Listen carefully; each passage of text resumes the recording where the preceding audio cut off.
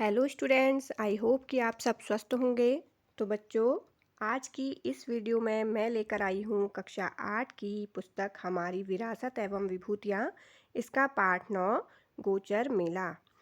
तो बच्चों, आपने अपने अपने क्षेत्र में बहुत सारे मेले देखे होंगे, लेकिन हमारे उत्तराखंड राज्य में एक बहुत ही प्रसिद्ध मेला लगता है नवंबर के महीने में, जिसका नाम है गोचर मेला।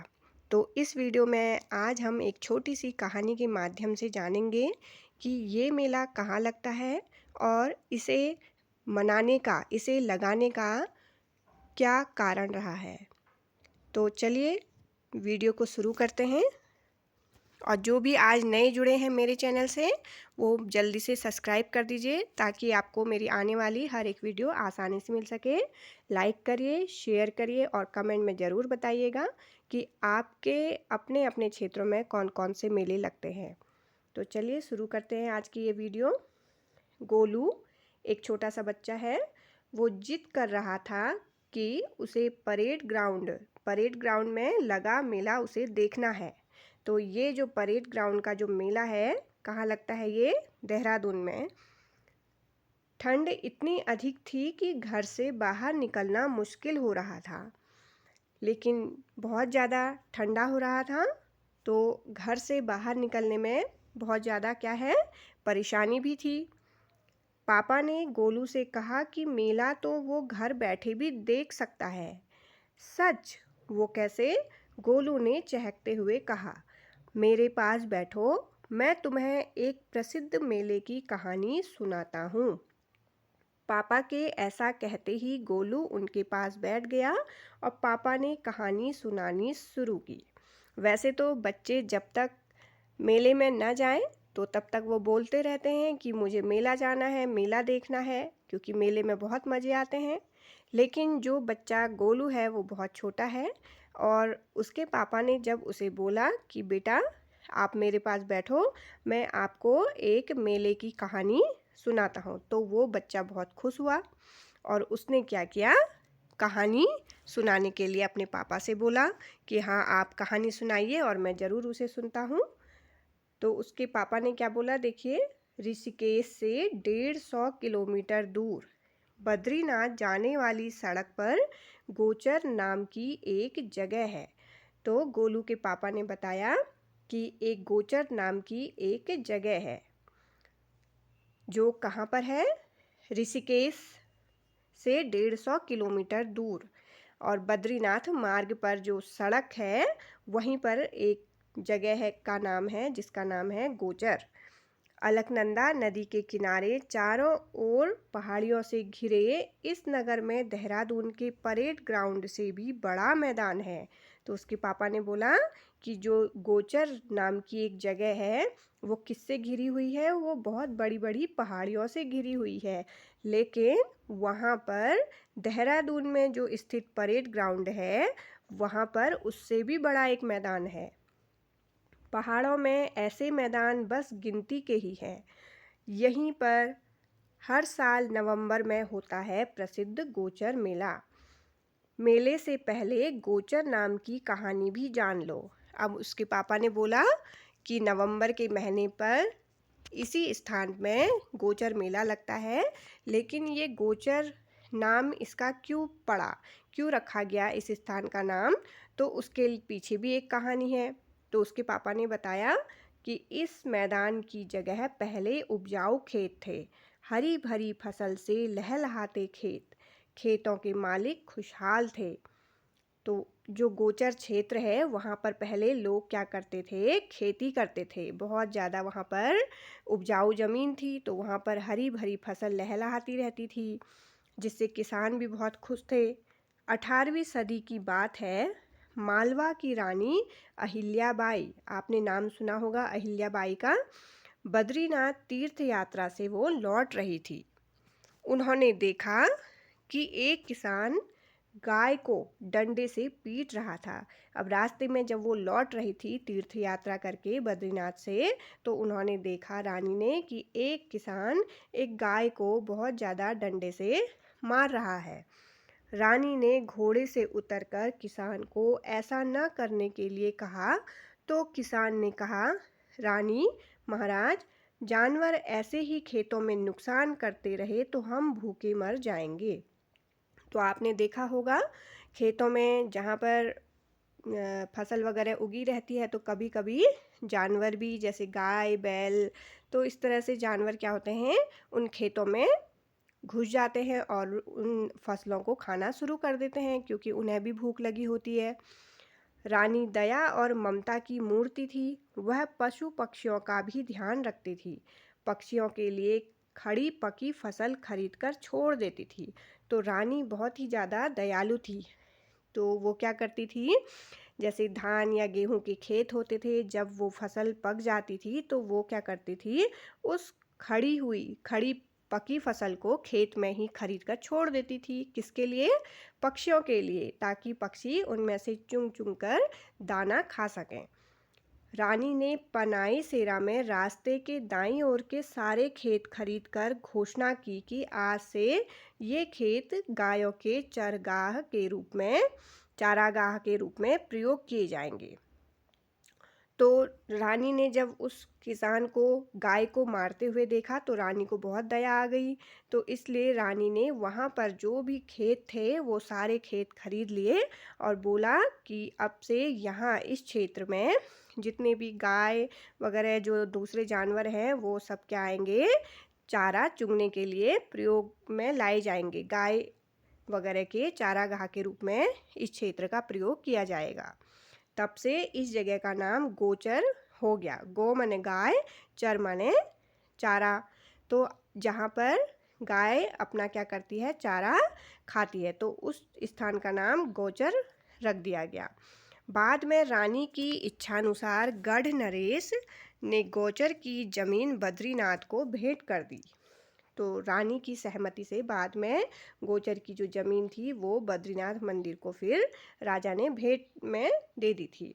पुराने समय में बाजार अब की तरह नहीं थे कि जो चाहो सब उपलब्ध हो। नमक, गुड़, तंबाकू जैसी चीज़ों के लिए रामनगर या कोट द्वार पैदल जाना होता था। हिमालयी क्षेत्र में रहने वाले भोटिया लोग तिब्बत से नमक, सुहागा, शिलाजीत, कस्तूरी, केसर, जड़ी बूटियाँ, ऊन, चांदी के जेवर, ऊनी वस्त्र इत्यादि यहाँ लाकर इनके बदले में अनाज लिया करते थे। तो इस तरह से पहले क्या चलता था, व्यापार होता था। यहाँ से वो क्या करते थे, पीतल, तांबे के बर्तन, चीनी, गुड़, तेल, सूती कपड़े आदि तिब्बत ले जाते थे। ये सब सामान वो घोड़े, खच्चर व भेड़ बकरियों पर लाद कर लाते थे और ले जाते थे। सन 1962 में चीन के साथ हुए युद्ध के बाद भोटिया व्यापारियों के तिब्बत जाने पर भारत सरकार द्वारा रोक लगा दी गई। तो आप सबको मालूम होगा कि 1962 में चीन के साथ जब युद्ध हुआ तो भोटिया व्यापारी जो थे उन पर भारत सरकार ने कहाँ जाने के लिए, तिब्बत जाने के लिए रोक लगा दी थी कि अब आप वहाँ पर जाकर व्यापार नहीं कर सकते हो। जिन जगहों पर भोटिया व्यापारी अपना पड़ाव डालते वे जगह बाजार के रूप में विकसित होती गई। तो बाद में उन भोटिया व्यापारियों को तिब्बत नहीं जाना था, तो उन लोगों ने क्या किया, जगह जगह पर अपना सामान रखा और वहीं पर वो बेचने लगे, वहीं से लोगों को वो बेचने लगे थे। तो वो स्थान फिर क्या धीरे धीरे बाजार के रूप में विकसित होती गई। गोचर में भी इनका पड़ाव था। व्यापार बढ़ाने और स्थानीय जनता की खरीदारी सुविधा के लिए प्रमुख भोटिया व्यापारी बाला सिंह पाल, पान सिंह बामपाल, गोविंद सिंह राणा, स्थानीय समाज सेवी कैप्टन धूम सिंह राणा चौहान और नंदप्रयाग के पत्रकार Govind Prasad Nautiyal, deputy commissioner Pauri Garhwal, R D. Barnit से मिले। तो ये सभी लोग फिर परमिशन लेने के लिए किससे मिले, डिप्टी कमिश्नर से मिले थे कि हम क्या यहाँ पर मेला शुरू कर सकते हैं इस क्षेत्र पर। तो आर.डी. बर्नीट ने इन लोगों के व्यापार मेले के प्रस्ताव की उपयोगिता को देखते हुए तत्काल अपनी स्वीकृति दे दी, क्योंकि वहाँ पर देखिए बहुत बड़ा फील्ड वगैरह था गोचर में। तो उन लोगों ने मेले के लिए परमिशन मांगी थी, जो कि उन्हें मिल गई थी, स्वीकृति उन्हें मिल गई थी। और इस तरह से पहला गोचर मेला आज़ादी से पहले 1943 में वहाँ पर लगा था। आज़ादी के बाद से प्रतिवर्ष गोचर मेला दिनांक 14 से 20 नवंबर की अवधि में राजकीय मेले के रूप में आयोजित हो रहा है। तो तब से लेकर अभी तक ये मेला बहुत ही धूमधाम से वहाँ पर आयोजित होता है। अब इसे औद्योगिक विकास एवं सांस्कृतिक मेला प्रदर्शनी कहा जाता है। विभिन्न सरकारी विभागों और संस्थाओं के स्टॉल मेले के प्रमुख आकर्षण होते हैं। झूले, चरखी, मौत का कुआं, सर्कस गोचर मेले में अपना अलग स्थान रखते हैं। इनके अतिरिक्त मेले में कपड़ों, इलेक्ट्रॉनिक उपकरणों, खेल खिलौनों व खाने पीने की भी एक से एक बढ़कर क्या होती है, सजी धजी दुकानें होती हैं। प्रदर्शनी स्थल के बीचों बीच एक फव्वारा भी आकर्षण का केंद्र होता है। तो आपने तो बहुत सारे मेले देखे होंगे, वहाँ पर भी इस तरह की चीज़ें होती हैं जो रात में रंगीन रोशनी में बहुत सुंदर लगता है। पांडाल में प्रसिद्ध सांस्कृतिक दलों के द्वारा आकर्षक कार्यक्रम प्रस्तुत किए जाते हैं। खेल गतिविधियों में वॉलीबॉल, फुटबॉल के टूर्नामेंट होते हैं। रिवर राफ्टिंग, बॉक्सिंग जैसे साहसिक खेल भी आयोजित होते हैं। मेले में गढ़वाल रेजिमेंट सेंटर लैंसडाउन का भी कैंप लगता है, जिसमें पूर्व सैनिकों एवं उनके परिजनों हेतु अनेक कार्यक्रम आयोजित किए जाते हैं। इसी तरह से एक मेला कहाँ लगता है, पिथौरागढ़ जिले के जौलजीबी में भी होता है। तो देखिए, इस कहानी के माध्यम से गोलू के पापा ने उसे बताया कि गोचर मेला क्यों लगाया जाता है। तो कहानी सुनते ही गोलू बहुत ही खुश हुआ और उसने क्या बोला कि पापा, मुझे भी गोचर मेला देखना है। तो बच्चों, अगर आपको कभी मौका मिले तो आप गोचर मेले को देखने ज़रूर जाइएगा। ये बहुत ही आकर्षक और भव्य लगता है ये मेला। तो अब इस पाठ में हम जो भी महत्वपूर्ण प्रश्न हैं उनको देखते हैं। पहला प्रश्न देखिए, गोचर किस नदी के किनारे स्थित है?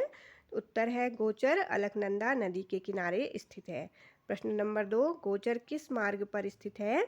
तो ये गोचर ऋषिकेश से बद्रीनाथ जो मंदिर है वहाँ जाने वाले स्थान पर स्थित है, मार्ग पर ये स्थित है।